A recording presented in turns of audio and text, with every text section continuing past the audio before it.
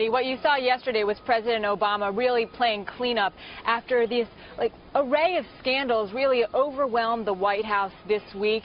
But in a sign of the issue that they're taking most seriously, the scandal involving the IRS extra scrutiny of these conservative political groups who are seeking tax-exempt status, you saw the president get out in front yesterday with this statement from the East Room in the evening to announce that Stephen Miller, the acting IRS chairman, who's been at the helm of the agency since late last year, has now been fired.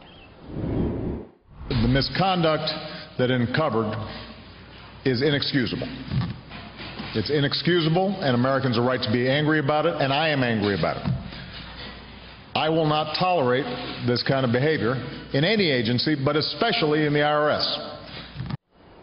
Now, Betty, according to an administration official, the White House, the president, intends this week to name a new acting director. But as for a permanent IRS head and a new nominee who's going to have to go through Senate confirmation, well, the administration official said that's going to take some more time. And to put into context, they've now had 13 months to come up with a permanent nominee to head the IRS. Doug Shulman, the former IRS director, announced last April in 2012 that he wasn't going to stick around for a second term, and he left last November. But this issue is not going away. There are 4 congressional hearings that are already scheduled. The Justice Department has launched a criminal investigation, and Stephen Miller, the former acting IRS director, is going to be in the hot seat tomorrow before a House committee.